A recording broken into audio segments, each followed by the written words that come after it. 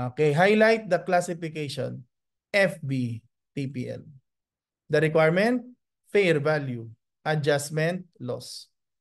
Okay, as noted earlier, para ma-compute yung fair value adjustment, we need the fair value and the carrying amount before adjustment.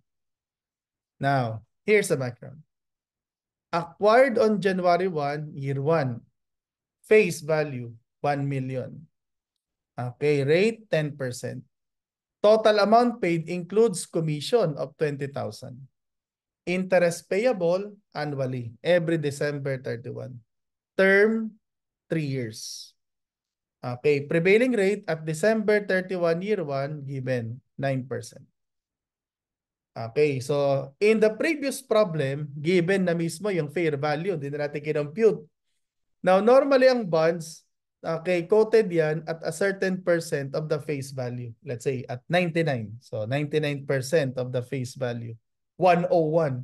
101% of the face value. Kaya lang, in this problem, hindi given. Okay, yung quoted price. So dahil hindi given, kukumpitin natin yung fair value. How? Using the prevailing rate. So, kung given sana yung quoted price, no? Use the quoted price. 99, yan, 101. Eh, wala yung quoted price. Prevailing rate.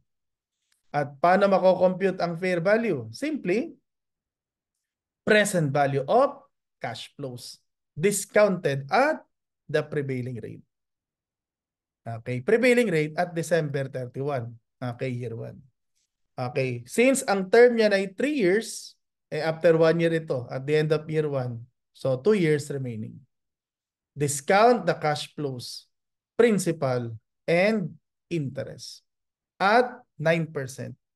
2 periods remaining. Okay, so again, pag ang topic, notes and bonds, yan. Discounting yan, discounting. Okay, so get the present value, principal. Okay, so the principal, interest. Interest, 1 million times 10%. Yung principal, single cash flow.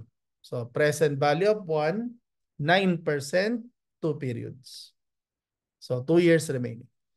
The interest, ordinary annuity at 9%, 2 periods. The cash flows, the principal and interest, discounted at the prevailing rate on December 31. Okay, so yung cash flows at present value using the prevailing rate. That's the fair value. At dahil FBTPL yan na yung i-report sa balance sheet. Okay. Initially, magkano yan? Total amount paid, may kasamang commission minus the commission. So, total amount paid less the commission. Again, kapag FBTPL, yung commission na yan, expense. Notice, acquired at a premium. Pero dahil FBTPL, the premium is not amortized. So, for convenience, premium discount not amortized. So, should be at fair value. Currently, this is the amount currently recorded. So, we need to what? Decrease. That decrease is what? Loss. Fair value adjustment loss in particular. Unrealized loss in general. So, answer number 19. Bravo.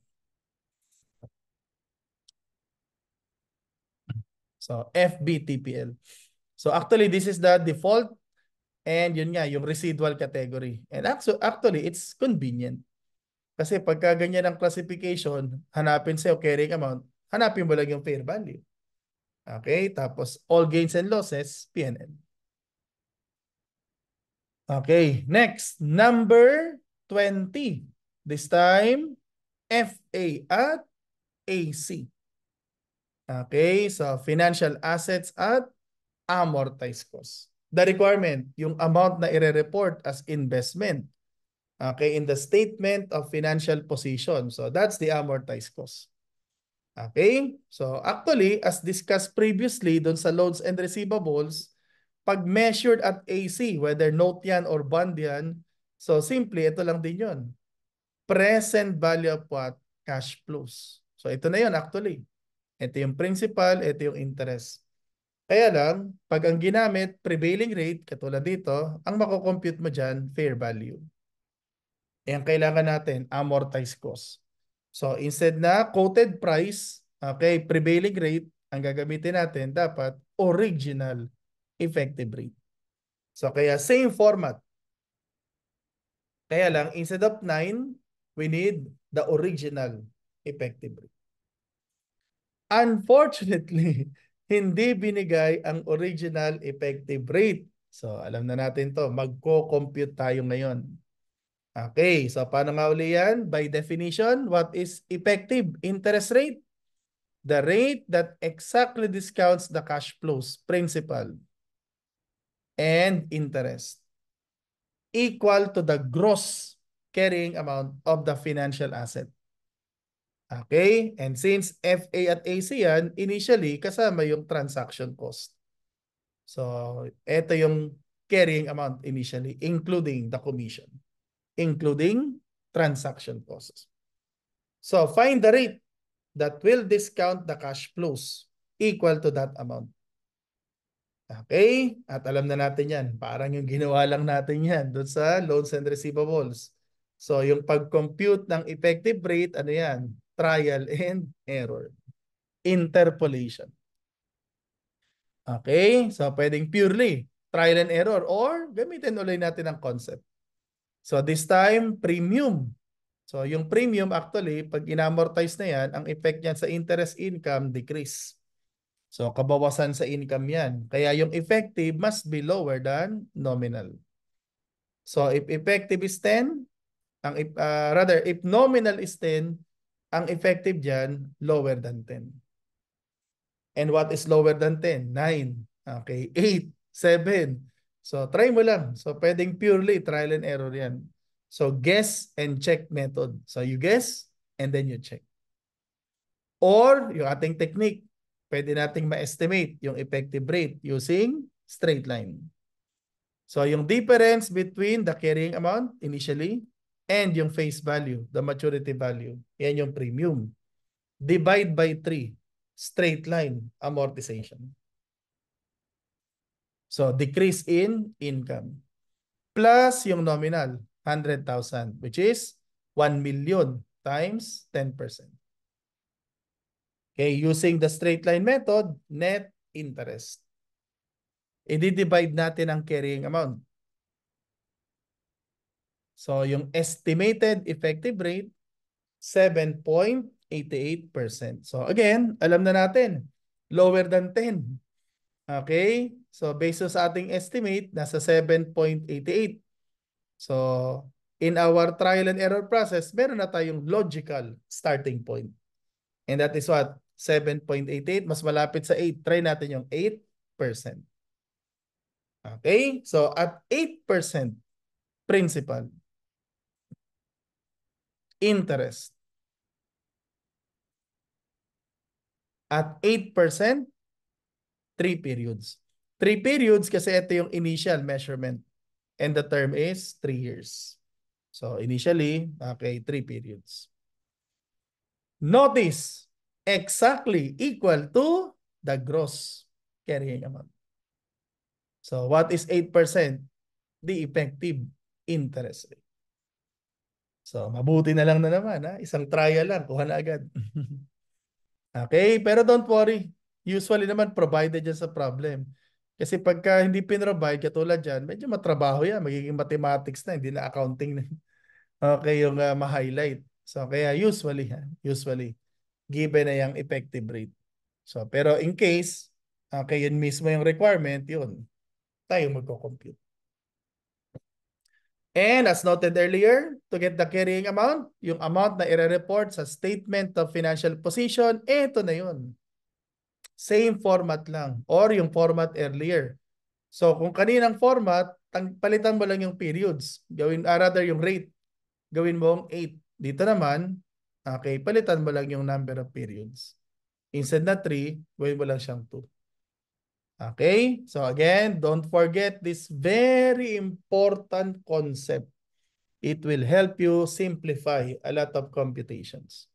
Basta ang measurement, okay, ng FA or FL ay at AC using this particular method, ang carrying amount niyan simply present value of cash flows. Okay? So, same format, palitan mo lang yan. Gawin mo lang siyang 2 periods. Okay, principal, interest. Okay, at 8%, the original effective rate, 2 periods. So, that's the carrying amount, December 31, year 1. So again ha, huwag kalimutan itong napaka-importanting concept na ito. So basta notes and bonds ang topic, magamit natin yan.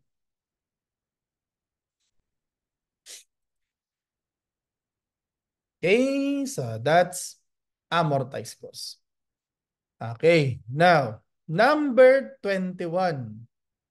Paano naman kung fair value through OCI? By the way ha, okay, ito yung shortcut natin. Yung ginagamitan natin ng present value of cash flows. Pwede rin naman, gawin mo na schedule.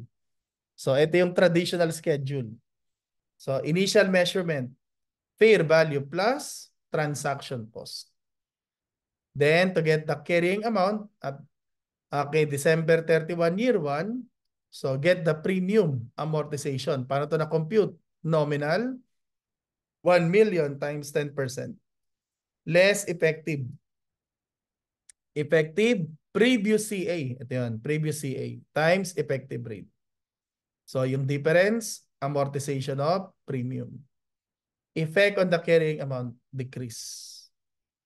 Okay, so notice na may konting difference due to rounding. Naka-round up kasi yung ating factors.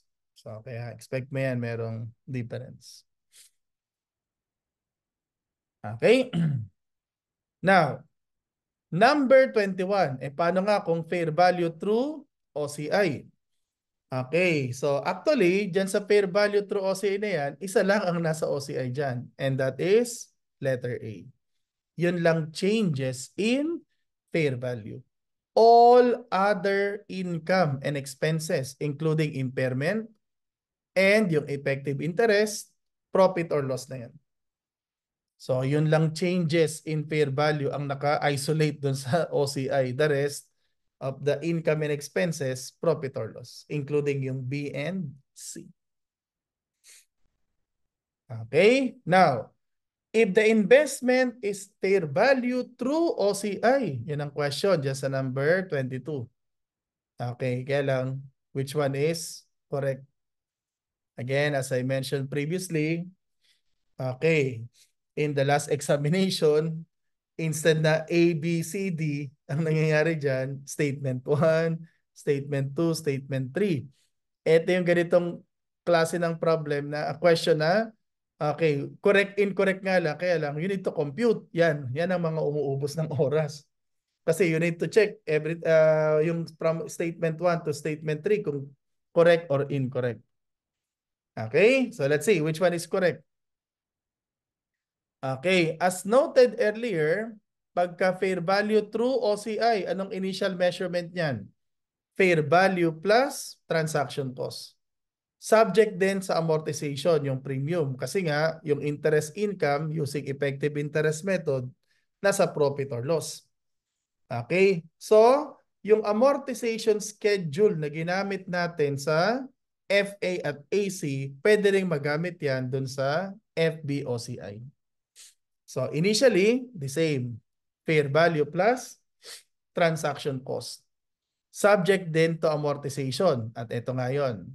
So, ito yung carrying amount before the fair value adjustment. So, yun nga lang, medyo matrabaho ito.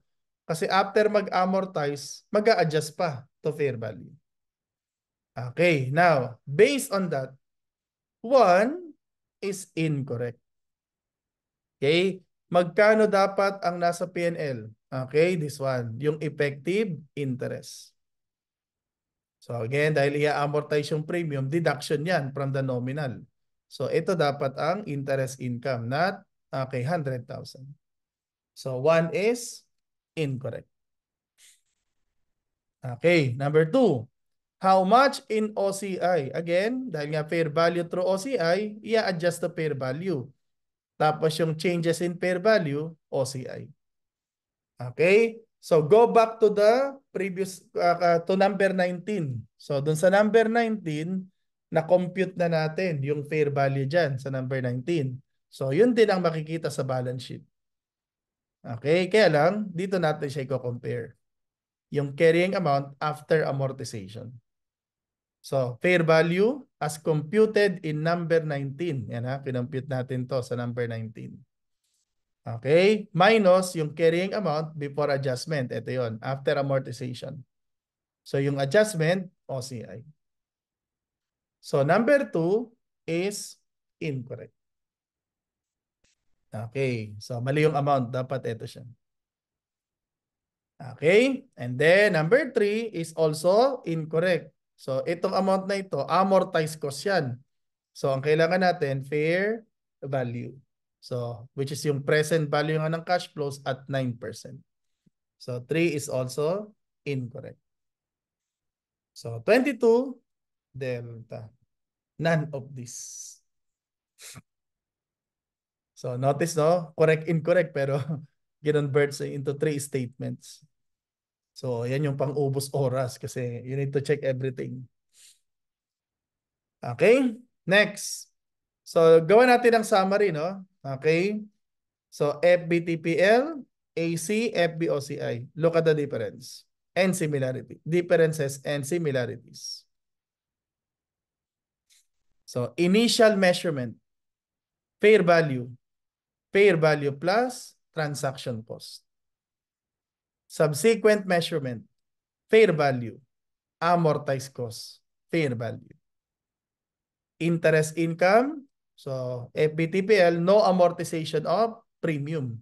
So effect nominal only. So effective interest. Previous carrying amount times effective rate.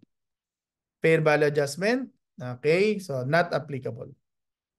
Okay, so changes in fair value kapag AC not recognized. So again ha, notice yung impact, okay, ng classification on the amounts recognized in the FS.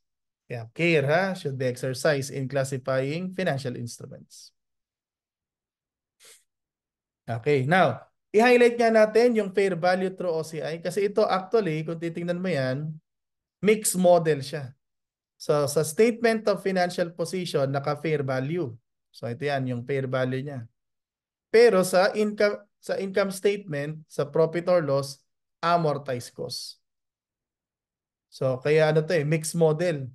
So, naka-fair value sa balance sheet, statement of financial position, pero ang naka-report actually sa P&L, okay, amortized cost basis, yung effective interest.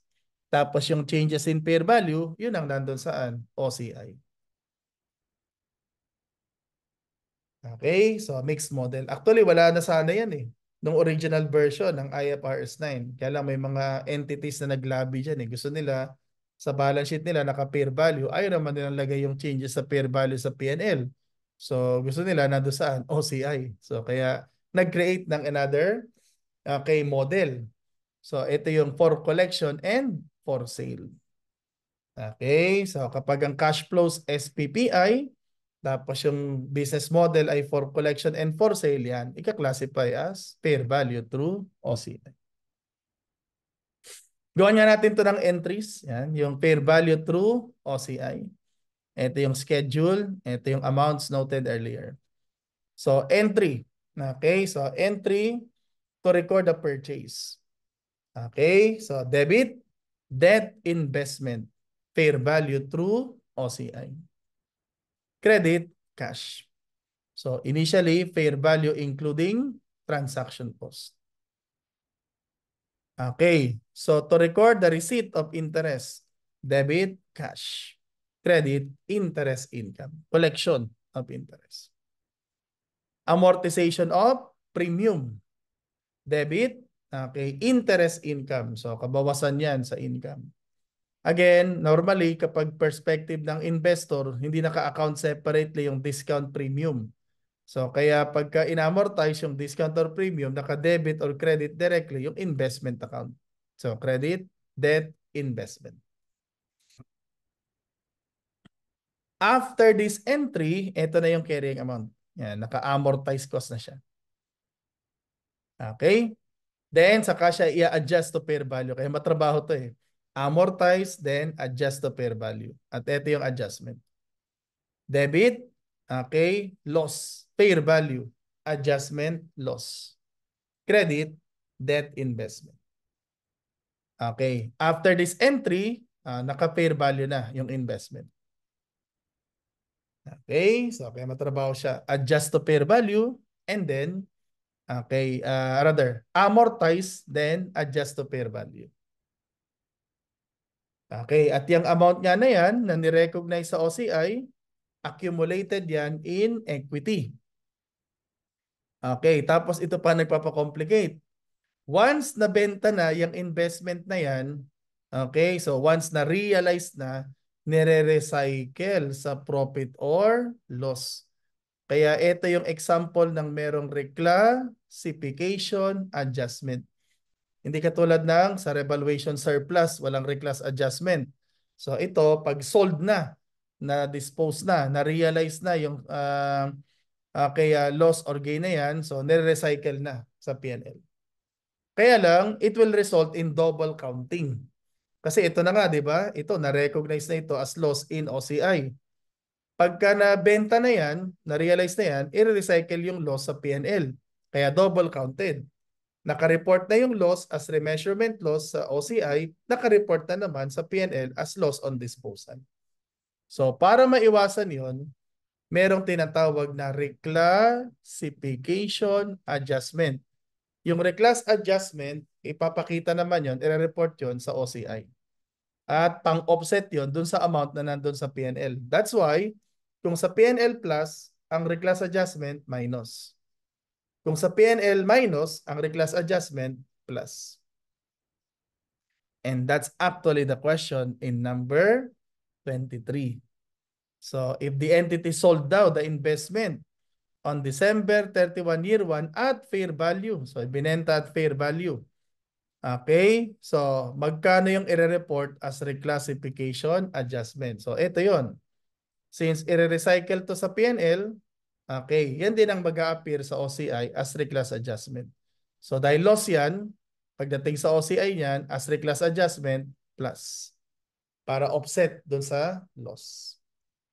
And the entry, gawin natin na entry, debit, cash. Sold at fair value.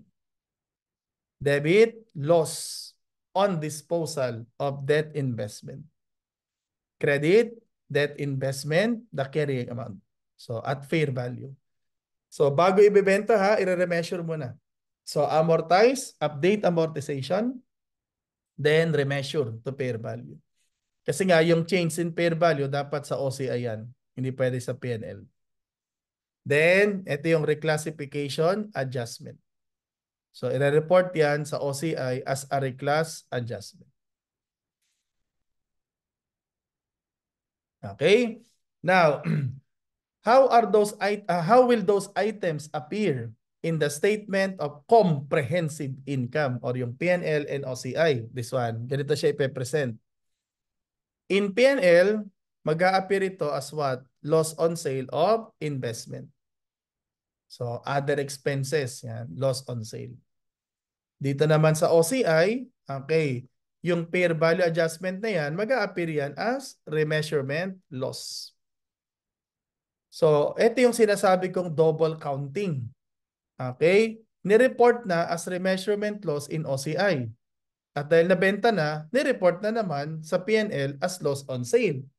So, double counted. Okay? So, that's why, to avoid that, sa OCI, may isa pang i-report. Ito yon. Ito yung tinatawag na reclassification adjustment. At para pang offset dito, sa minus sa P&L, plus naman siya saan? OCI. Okay? So, kaya ang net effect niyan sa comprehensive income, this one. So, effectively, ito na lang naiwan. Ano? So, parang effectively nag-offset ito. Pero ito talaga, ang intention nito, ma-offset yung nasa P&L. Okay, now, pwede bang shortcut na lang? Huwag nang i-remeasure, benta na lang agad. Okay, pag ang tanong, gain or loss, same lang yung answer, whether i-remeasure or not. Okay, kaya lang, pag ang hinanap na reclass adjustment at hindi na-remeasure, walang i-report na reclass adjustment. So, that's wrong.